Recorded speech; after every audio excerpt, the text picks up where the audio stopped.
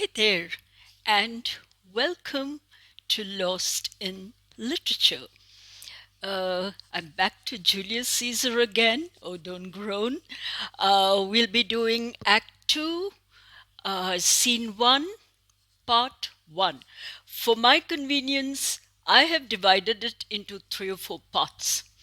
I don't know how many yet, but the first scene of Act 2 seemed fairly long to me. All right? And you know that in the previous act, we were left with a cliffhanger. What was going to happen to Caesar? Brutus had Cassius kind of giving him a long talk and trying to grab his, grab him into his conspiracy group. So, did Brutus comply? Did he join the conspirators? That's for us to see now in this particular scene where you have Brutus. You know, he has woken up in the night. He has had a very restless night. He's not able to sleep and he's not able to kind of arrive at some kind of a decision. So we can see his struggle with it in this particular scene. All right. What? Lucius, ho! I cannot, by the progress of stars, give guess how near today. How near today? Yeah. So, I have to, I think, adjust. Yeah. I have to adjust this. I'll start again, never mind. Yeah, got it. So, we are in Brutus's orchard. Oh, so many adjustments to this. We are in Brutus's orchard, and Brutus has entered, all right? And he's shouting for his servant, Lucius. What, Lucius, ho! I cannot, by the progress of the stars, give guess how near today. Lucius, I say, I wish I would it were my fault to sleep so soundly when Lucius awake when? Awake, I say, what Lucius? I would it were my fault to sleep so soundly. So there you are. Brutus is absolutely restless. He cannot sleep. He is tossed about with what to do. Should he throw his loyalty to Rome by joining the conspirators, or should he stick to Caesar, who was his best friend? So he's asking Lucius to get up and come. Lucius, called you my lord? Brutus, get me a taper, a candle. Lucius, when it is lighted, come and call me here. I will, my lord. Brutus, he's really giving vent to his feelings, his thoughts on what he should do. It must be by his death. So the only way Rome can be free from tyranny is by the death of Julius Caesar.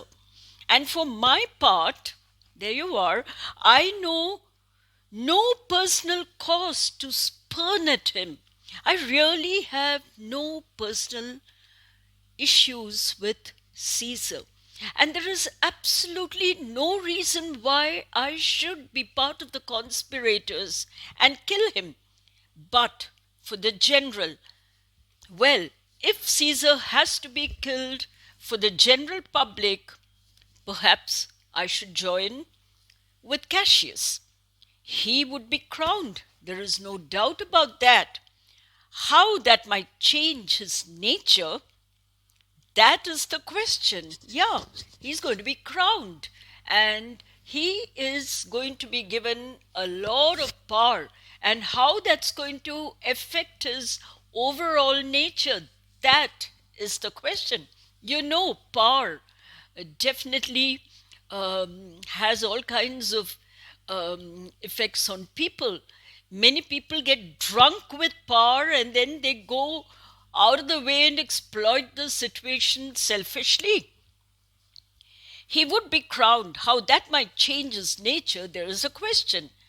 It is the bright day that brings forth the adder, and that causes weary walking. It is a bright sunny day when a poisonous snake like an adder comes out of its hole to sun itself. And that calls for very careful walking. All right? Crown him. If we crown him, that. And then I grant. So if we crown him, then we are going to put a sting on him, sting in him. We're going to give him the power to harm us. All right? And that's exactly what we are going to do, putting power in his hand, that at his will he may do danger with. He's going to probably harm the people. That's what Brutus feels. All right? The abuse of greatness is when it disjoins remorse from power. That is how greatness, power is misused, when there is no compassion, no remorse for anything that we do. And we get completely carried away by power and we inflict hurt on the people around us. We exploit them. And to speak truth of Caesar, but now Brutus is very honest. He says, to speak the truth about Caesar, I have not known when his affection swayed more than his reason. He says, I've never known Caesar to take advantage of any power, whatever power he had, even as a conqueror. He has never used it, all right? But it is a common proof. It is a well-known fact that lowliness, humility, all right? This humility where we kind of pretend to underestimate ourselves is young ambition's ladder. Young men use humility as a ladder. They pretend to be absolutely humble and they climb the ladder, all right, the ladder of power. And as they go up, their sight is only, skywards. In the sense, they are looking ahead to climb the rungs that are above them. And when they reach the top of the ladder, they turn their back.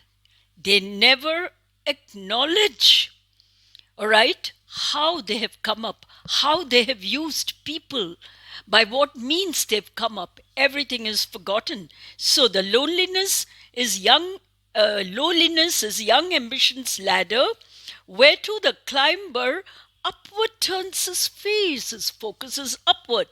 But when he once attains the uppermost round, he then unto the ladder turns his back, looks in the clouds, scorning the base degrees. In fact, he mocks at people who are below him once he reaches that height of power.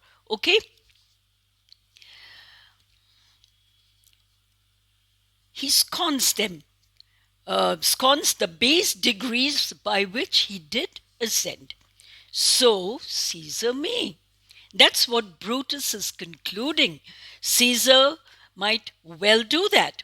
Then, lest he may, in case he does that, take advantage of being in a very high position with unlimited power in his hands and he takes advantage. Prevent it. Even before he climbs, stop it. Stop his progress up the ladder as a means of precaution. And since the quarrel will bear no color for the thing he is, but right now there is nothing in his nature that bears proof, to the fact that in the future he may become filled with self-importance and harm people around him. All right? So there is right now nothing, indicating what he might become later. And since the quarrel is the cause of complaint against him, will bear no color. There is nothing right now in his nature for the thing he is. All right? Fashion it thus. So, look at it this way. Let's consider it this way. Thus, what he is augmented, what he is right now augmented, enhanced when we increase his power, would run to these and these extremities. So we are putting him in a position where he might misuse power. And who doesn't misuse power? All right? So, think him as a serpent's egg. Think of him as a serpent's egg. All right?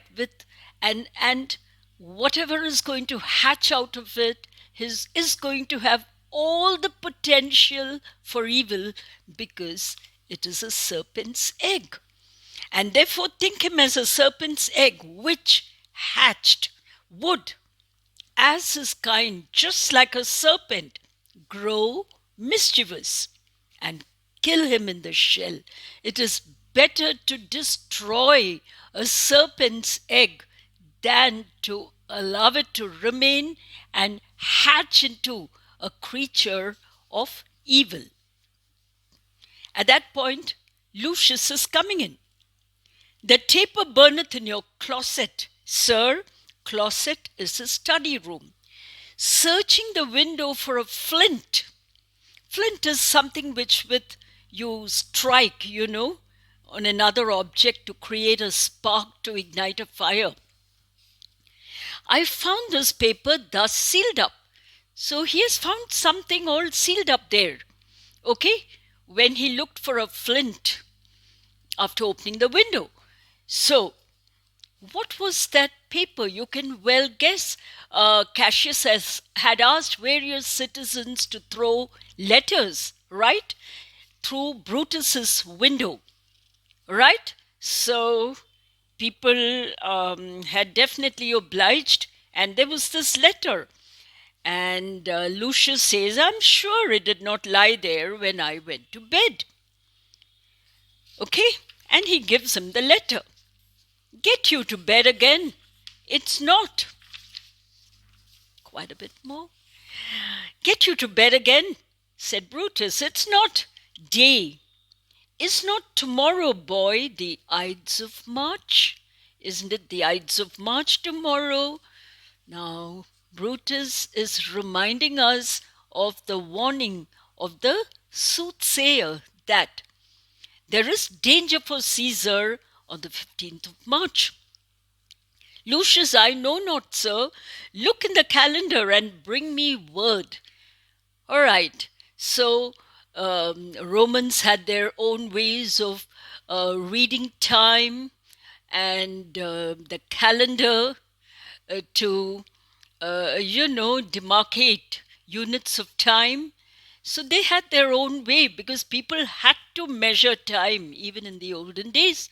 And you have Brutus saying earlier that he watched the progress of the stars, but still he couldn't make out what the time was because he was so preoccupied. Progress of the stars. I don't know whether stars move, but I did Google it and I found that Yeah, they do have some kind of movement. They go through some kind of a life cycle. I was fascinated when I read about it this morning. But what I gathered from all that is this, that Romans looked at nature and kind of decided what time of the day it was. All right, at least they could get, the hours demarcated. All right, back to where we are now. Lucius says, I know not, sir. Brutus, look in the calendar and bring me word. I will, sir. Brutus, the exhalations whizzing in the air. Exhalations are the meteors and other things, other, um, objects in space whizzing in the air. The word whizzing indicates some kind of fast whooshing movement. Whizzing in the air gives so much light. There's so much brightness in the night today that I may read by them. Opens the letter and reads, Brutus, thou sleepest. How ironic! Brutus is awake. Brutus, thou sleepest. Awake, and see thyself. Shall Rome, etc. Should Rome go under tyranny? Speak, strike, redress, rectify the situation. Open your mouth, express yourself, and attack if necessary. Be aggressive. Do not sleep. Wake up, Brutus.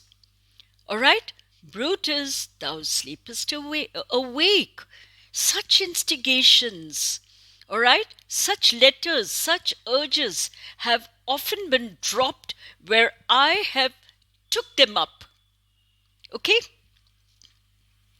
Shall Rome, etc. Now he says, now I must put in what is missing here. Must I piece it? Thus must I piece it out. Shall Rome go under one man's awe, fear? Will Rome really fall under the tyranny of a man? What? Rome? No, no way. My ancestors did. From the streets of Rome, the Tarquin drive. Tarquin was a conqueror. He had conquered Rome, and he was, kind of despot, a tyrant, and he was subjecting them to all kinds of cruelty. And then, of course, Rome reacted. Somebody, in fact, Brutus's ancestor, he kind of reacted to drive Tarquin away. So Tarquin drive when he was called a king. So that is what we did when Tarquin took over Rome. We drove him away. Speak, strike, redress. Am I entreated? Are they begging me to speak and strike? O Rome, I make thee promise. I promise you, if the redress will follow, if I'm going to rectify this situation, if the redress will follow, thou receivest thy full petition at the hand of Brutus. You are going to definitely get my support, attention. I will do whatever I can to save Rome. Right? And that is Brutus's promise. Okay? All right. Lucius, he's back now. March has wasted 15 days. So he says 15 days have passed.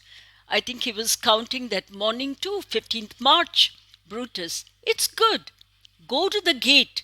Somebody knocks. Since Cassius, he continues again reflecting on the situation. Since Cassius first did whet me against Caesar, sharpened my enmity, set me up against Caesar, I have not slept. I have been most disturbed. Now, between the acting of a dreadful thing and the first motion, when you put it into effect, between the time that lapses when you think of a particular plan, evil as it might be, and when you execute it, now there is an interim, there is an interval, like a phantasma, like a nightmare. It's a tough period. Should I go ahead or not? Or a hideous dream. It's a time when there is torment, mental torment, suffering, dilemma, confusion. Should I go ahead or not? The genius and the mortal instruments being our inner powers, all right, our what do you call it? Our inclinations, natural inclinations, and the genius being the guardian angel, the higher power that directs us. And we are, of course, the lower power, and we are getting directed by the guardian angel. Now, all these are in council. They are in a kind of discussion, all right? A kind of argument. And the state of man, now he makes a comparison, and the state of man, his mental state, is like a little kingdom. It's completely disturbed. It suffers then the nature of an insurrection. It suffers something like a kingdom does when there is a civil strife, a civil war. At that point, Lucius comes again. Sir, it's your brother Cassius at the door, who doth desire to see you. Is he alone? No, sir. There are more with him. Do you know them? No, sir. Obviously, Lucius could not figure out who they were, because firstly it was night time, and secondly, their hats are plucked about their ears. They pull their hats down, and half their faces buried in their cloaks, that by no means I may discover them by any mark or favor. Let them enter. So Brutus has now given permission for Cassius to enter, because he is now planning to join them. He has made up his mind. All right. They are the faction, the group of conspirators. Oh, conspiracy. Now he's addressing conspiracy as if it's a person. All right? So you have personification here. O conspiracy, shamest thou to show thy dangerous brow by night? You are ashamed to show your face at night, when evils are most free, when evil happens.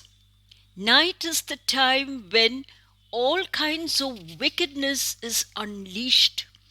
And you are ashamed to show your face in the night when nobody can see it, when hardly anybody is about. Oh, then by day, where will you find a cavern? Where will you find a cave dark enough to mask thy monstrous visage?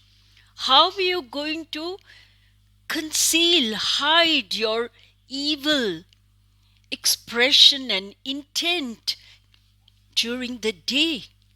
Because a person's expression speaks what's in his heart. So how are you going to hide it? Then he says, seek none. Conspiracy, don't search for any cave. You hide it in smiles and affability, courtesy, friendliness. Just hide it in smiles. For if you walk about with thy native semblance on. If you walk about with your expression evident to the world, with a frank expression of your intent on the face, not Erebus, not even hell itself is dim enough. Now, hell is a dark, horrible place. Even that is not dim enough to hide you from prevention. Prevention here means being caught and stopped. You will be prevented from doing your evil deed, and that is finishing off Caesar. So you see how Brutus has decided to join the conspirators. I will stop at this point and I'll catch you again with the next part of Act 2, Scene 1. Meanwhile, have a nice day and do subscribe to my channel and hit a like. Alright, I would love that. Bye for now.